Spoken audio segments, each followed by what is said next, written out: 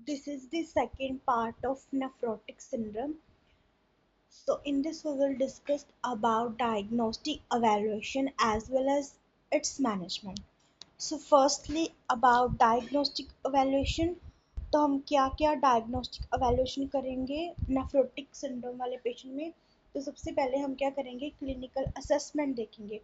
उसमें हमने क्या देखनी है, हिस्ट्री और फिजिकल एग्जामिनेशन। ठीक है, पेशेंट को जैसे हिस्ट्री में देखेंगे कि उसका अडीमा हो रखा है, इसको वेट गेन आ रहे हैं, क्या क्या सिम्टम जो आ रहे हैं पेशेंट को, हम उनको आइडेंटिफाई करेंगे जिससे हमें पता चल पाएगा कि आखिरकार पेशेंट के जो सिम्टम है वो किस डिसीज को इंडिकेट कर रहे हैं। ठीक है, और फिजिकल एग्जामिनेशन देखेंगे, उसमें oedema, blood pressure, fluid overload के साइन वगैरह देखेंगे।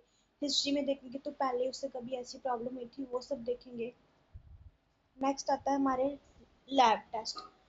यूरिन एनालिसिस कर सकते हैं। यूरिन एनालिसिस में क्या है, हमने देखना है कि प्रोटीन यूरिया, मतलब कि यूरिन में प्रोटीन का लेवल अगर ज़्यादा हो रहा है दैट मीन्स कि बॉडी से प्रोटीन का क्या हो रहा है, लॉस हो रहा है। तो हम क्या देखेंगे, प्रोटीन यूरिन एनालिसिस में प्रोटीन यूरिया हमें देखने को मिलेगा। उसके बाद हम करेंगे सीरम टेस्ट। ठीक है, तो सीरम टेस्ट में क्या है कि एल्ब्यूमिन हमें बॉडी में कम दिखने को मिलेगी, क्योंकि सीरम ब्लड में क्या होगा, एल्ब्यूमिन का लेवल कम होगा, क्योंकि एल्ब्यूमिन जिसे कि प्रोटीन बोलते हैं, प्रोटीन एल्ब्यूमिन जो है वो तो यूरिन के थ्रू बॉडी से बाहर एक्सक्रीट आउट हो रही है।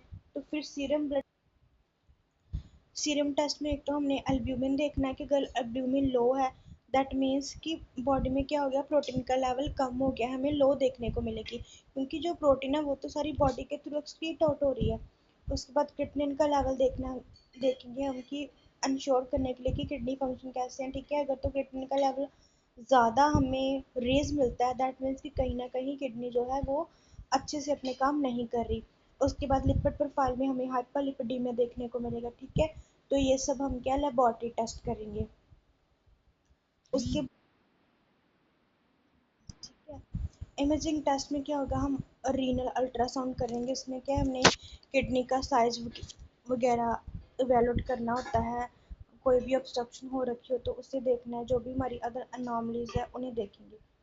Then kidney biopsy, kidney biopsy से हम किडनी के टिश्यूज का सैंपल लाकर देखेंगे कि कोई अंडरलाइन कॉज अगर प्रेजेंट हो, तो जैसे कोई मिनिमल चेंजेस डिसीज वगैरह, जहाँ फिर ब्लू मैरिज की कोई डिजीज है तो उसके बारे में हमें पता चल सकता है। तो किडनी बायोप्सी भी इस केस में हम कर सकते हैं। नेक्स्ट अब आता है कि हम इसका मैनेजमेंट क्या करेंगे। ठीक है, तो मैनेजमेंट में सबसे पहले तो हम कॉज को एड्रेस करेंगे, जैसे कोई भी अंडरलाइन कॉज हो। ठीक है, डायबिटिक्स वगैरह, लूपस, अगर कोई ऐसी कंडीशन है पेशेंट को तो हमें उससे पता चल सकता है कि कहीं ना कहीं ये वाला कॉज है। ठीक है, तो हम कॉज को फाइंड आउट करने की कोशिश करेंगे कि किस कॉज के कारण पर्सन को ये प्रॉब्लम आ रही है, क्योंकि अगर हमें कॉज पता चल जाएगा तो हम उसी के अकॉर्डिंग ट्रीटमेंट करेंगे पेशेंट का।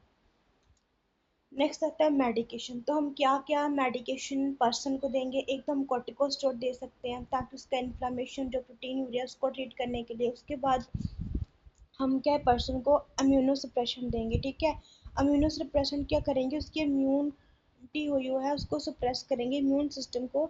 सम टाइम अगर नेफ्रोटिक सिम्टम क्या है, ऑटो इम्यून डिजीज के कारण हो रहा है, तो हम इम्यूनो सप्रेशन दे सकते हैं कि उसकी इम्यूनिटी सप्रेस हो जाए जिससे। उसके बाद आता है डायरेटिक। ठीक है, डायरेटिक क्या है, जो भी बॉडी में अडीमा हो रखा है, जहाँ फ्लूइड ओवरलोड हो चुका है, उसे क्या बॉडी से एक्सक्रीट आउट करेंगे। देन हम देखेंगे लिपिड लॉ एजेंट क्या करेंगे, हाइपरलिपिडीमिया को मैनेज करेंगे। नेक्स्ट आता है डाइटरी मॉडिफिकेशन, तो सोडियम, लो सोडियम डाइट देनी है पेशेंट को, और प्रोटीन क्या है, एडिक्वेट देना है, क्योंकि बॉडी में प्रोटीन की कमी हो रही है, क्योंकि प्रोटीन लॉस हो रहा है, तो हमने प्रोटीन वगैरह पर्सन को एडिक्वेट देनी है। नेक्स्ट आता है मॉनिटरिंग में क्या करोगे, फॉलो अप रेगुलर पर्सन के क्या है, किडनी फंक्शन को मॉनिटर करते रहोगे कि पता चल सके कि कितनी किडनी रिकवर हुई है। ठीक है, जो भी मेडिकेशन के साइड इफेक्ट आते हैं साथ में साथ उन्हें क्या करोगे, मॉनिटर करोगे। नेक्स्ट आता है स्पोर्टिव केयर। ठीक है, पर्सन को स्पोर्टिव केयर भी देनी है, जैसे एड्रेस कॉम्प्लिकेशन, जैसे इन्फेक्शन, द थ्रोम्बो